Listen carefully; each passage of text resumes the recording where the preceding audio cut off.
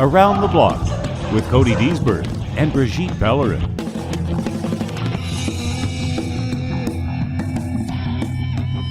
Right. Today, we are going to be talking about confidence, what it is, why it matters, and how martial arts can help with acquiring and maintaining same. So what is confidence? Confidence is believing in yourself. That's it? No, there's a lot more that goes with it, okay. but that's the gist of it. That's the big first step. Mm-hmm. You know, you got to believe in yourself, even if you have some doubts. Because I've had doubts about me, about whether I was really as good as, some people sometimes will say, well, oh, you're good at something. And you say, oh, really? I didn't think so. And so I've been struggling with this fair bit of my life. And I find that when you say just believe in yourself, it's but based on what? I'm skeptical always, right? What do I have as factual data that will let me believe in myself? And so the concept to me of believing in myself, something I find just hard to swallow, hard to believe, that you could just believe in yourself and boom, you've got it. Well, sometimes you have to fake it till you make it. Well, that's true. But in some scenarios, practice is key, right? I mean, well, in all scenarios, practice is key. That's where you're going to grow your confidence, is believing in your skill set by actually going through the steps of, practicing it, whether it's a form, whether it's, talking to people. You have to do a speech or something. Practicing in front of a mirror is a great way to do it, just That's because true. you can see yourself. And then just kind of, a lot of people think that maybe they don't look as cool as they should when they're talking, right? So Right.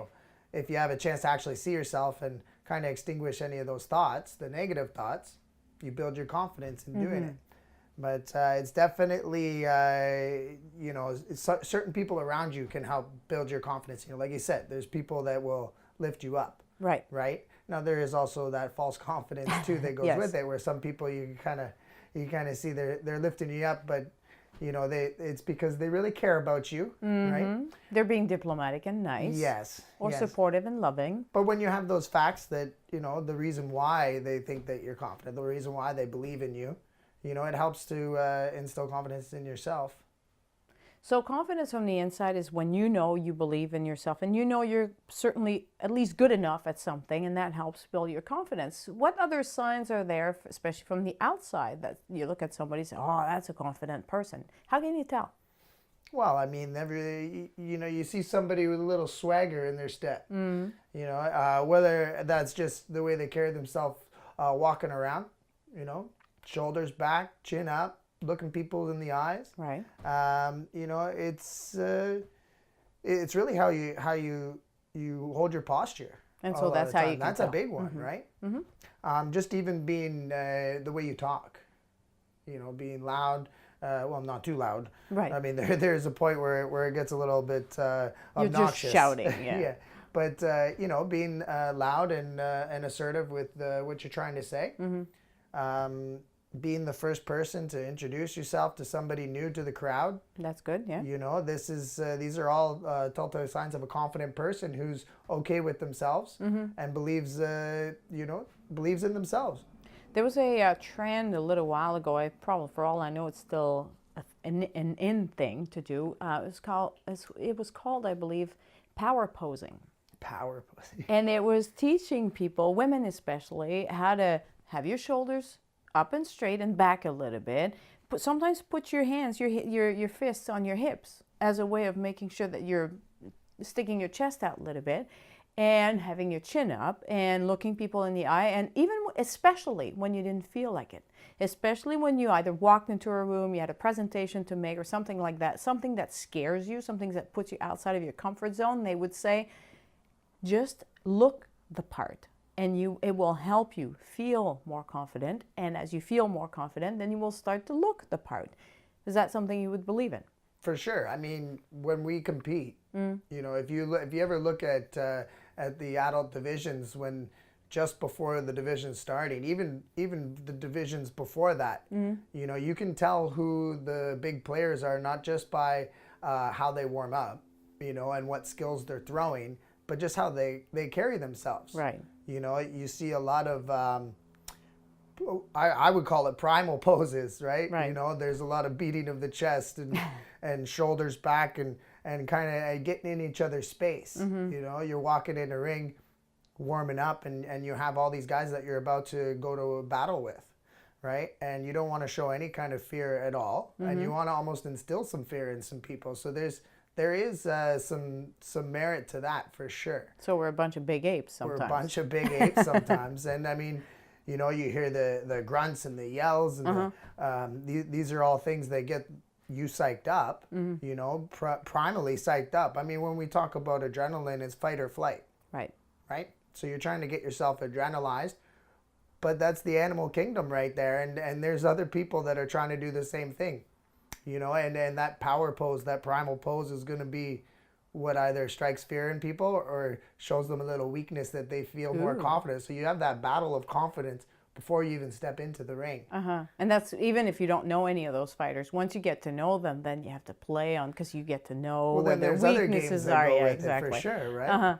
But yeah, no, I mean, you'll see different people doing different things, and even that, there's some people that just chill on the side. I was about to say that's my way of dealing with it. There's a different side of it where they chill and they stare down their competition like, oh, you know, your beating of the chest don't matter. Right? I'm going to sit here. I'm just going to stare you down. Yep. Doing Michael Phelps. Remember that one at the Olympics when he was just staring? He had the 9-yard stare there. That worked for him. Now, of course, he has, and everybody by now knows that he can back it up because he's obviously Michael Phelps. But someone like me showing up, by now I've been doing it long enough that some people know and recognize me. But when you start, it's a bit harder to have people know who you are and be kind of afraid of you a little bit. And my way of dealing with this is not to beat my chest up, although I've tried that too, but I tend to crack jokes. This is my way of psyching people or scaring them sometimes, is I will just be super friendly and in the middle, them into a false sense of security. In the middle of a fight, I will crack jokes. And that's always been my way of coping with things that scare me. I remember in delivery having my babies cracking jokes with the doctors.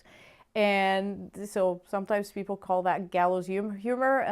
It can be, but sometimes it's not really that. It's not rude or anything, but it's just I will find something funny and just crack a joke about it.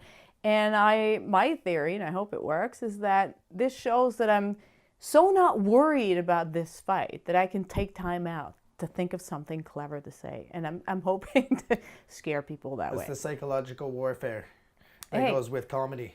Well, you can sometimes do that to people. When you have a child, and you have some kids, sometimes you see them very naturally, they're 4, 5, 6 years old, and they look at you, and they have no problem talking back to you, and they're not scared at all of adults. They're very confident in themselves. Others, not so much. They tend to not look, and you see this sometimes, kids absolutely not able to make eye contact, not even for a second, even when you gently hold their head in front of you or say, please look at me just for a second. They're thinking straight, but the eyes are looking left. And sometimes it's a focus issue, but sometimes, very often, it is a confidence issue. Yeah. How do you take these kids that are not feeling at all like they believe in themselves and help them over time, because I know it takes some time, how do you help them develop a little bit more confidence in themselves? Well, this is that practice piece that goes with it, and to have someone believe in you that is a good figure, right? A good role model for your kids, somebody who they look up to, that is able to instill confidence in that person just by simply, you know, I mean, one of my favorite tools is the high five. You know, we used to have a high five competition. One time, me and my buddies just walking around the streets, see how many strangers we could high five. No way. But I mean, you could see people's posture changing and stuff as they went. They got a little smile on their face. You know, they felt a little more confident, I believe. You know, or maybe just a little scared.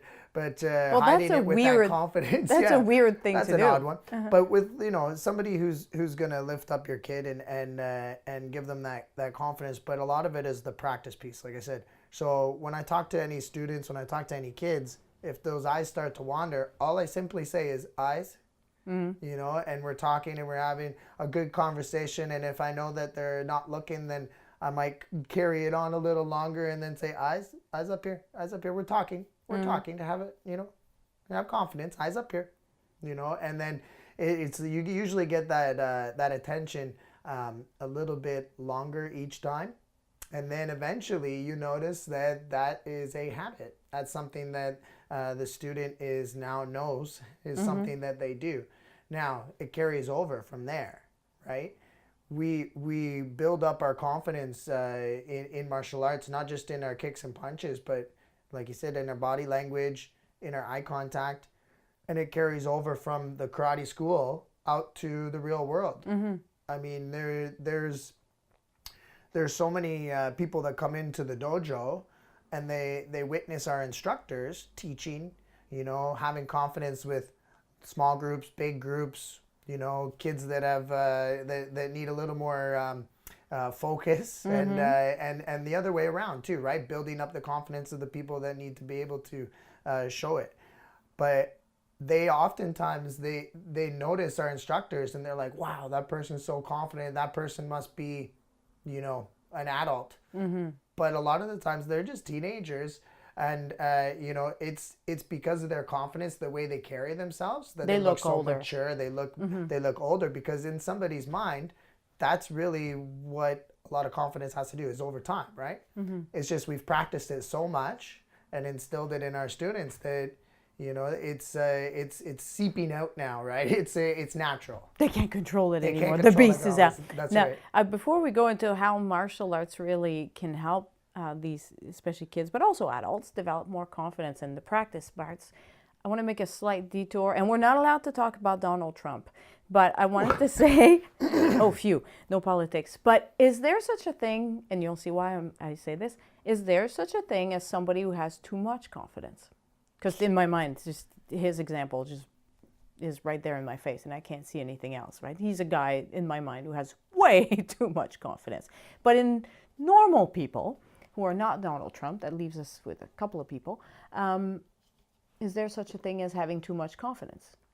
Well, there's the ego part that goes with it too, right?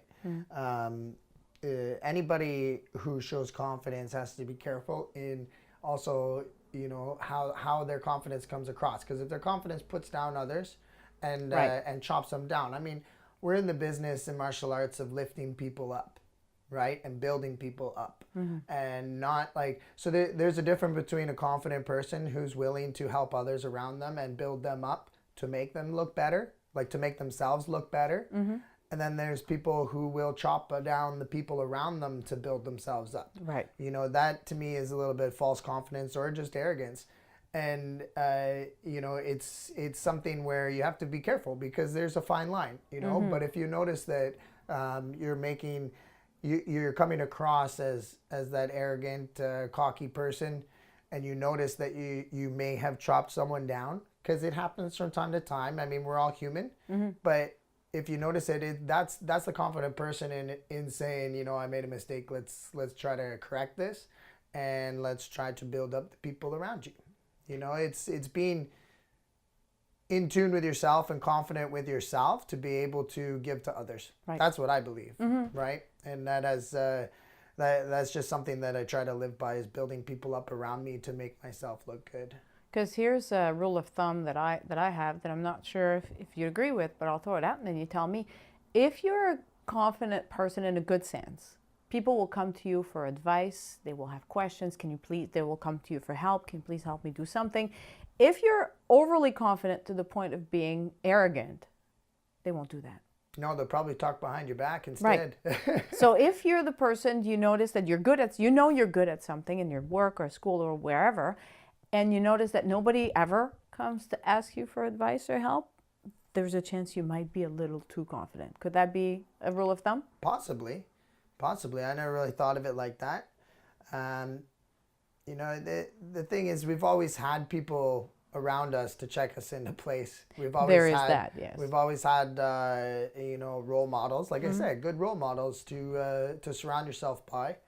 And I've really done a good job of keeping the other people at a distance who are willing to chop you down to make themselves look better. You usually leave that conversation or that scenario not feeling so confident yourself, not feeling so good. And it doesn't matter at what level you are, right? I've done this for 25 years, and I would like to think that I'm a pretty confident guy. and that I know what I'm doing. And sometimes there's things around me that don't make me feel as confident, but I have to go back to myself and go, you know what? That's not me.